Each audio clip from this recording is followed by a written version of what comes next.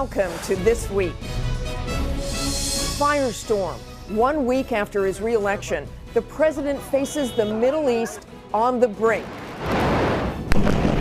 A deepening sex scandal. David Petraeus in the hot seat. The scandal spreads. This is the National Enquirer. New questions about Benghazi. What did the president know, and what did he do about it?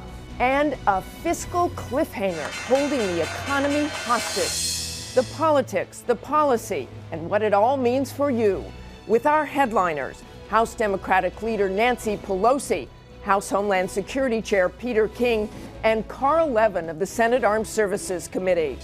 And insights and analysis with our Powerhouse Roundtable with George Will, Donna Brazil, Jonathan Karl, Newt Gingrich, and Congressman Javier Becerra. Plus, America's favorite tasty treat turns into another political football. Is it Twilight for the Twinkie? From ABC News, This Week with George Stephanopoulos. Reporting from the Newseum in Washington, Martha Raddatz.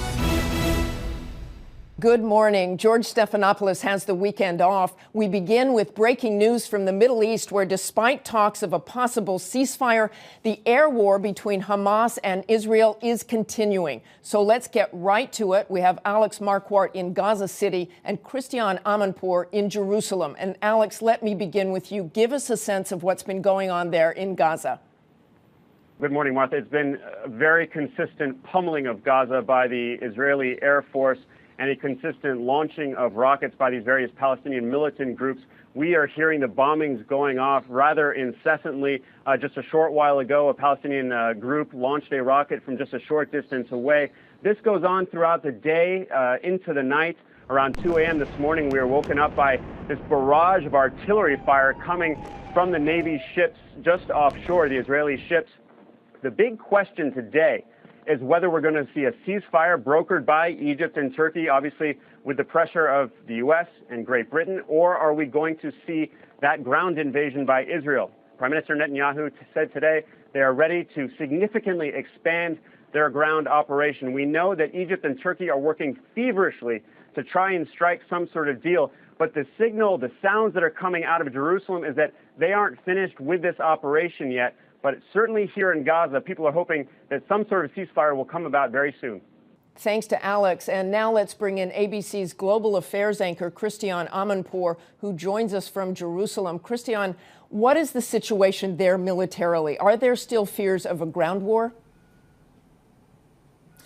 Martha, from the military point of view, they want to just get rid of as much of Hamas's rocket launching capability as possible. I just talked to a senior military official here, an Israeli official, who said they seem to be quite pleased with what they've done so far. In about 1,000 sorties, they tell me, they've taken out quite a lot of the rocket launching capability.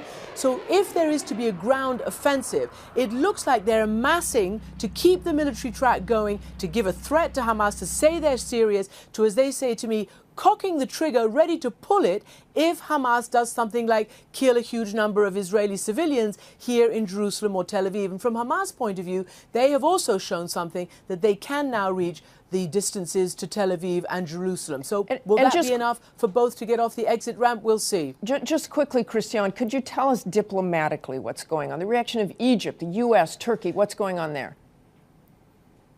Well, in short, there's a huge amount of effort to de-escalate this. The United States trying to get Egypt and Turkey to pressure Hamas to de-escalate this and to seek a way out. And also the Israelis saying they're working very hard as well to try to make sure this is resolved diplomatically. So in short, it's a two-track situation right now. Still very serious. Thank you very much, Christiane and Alex.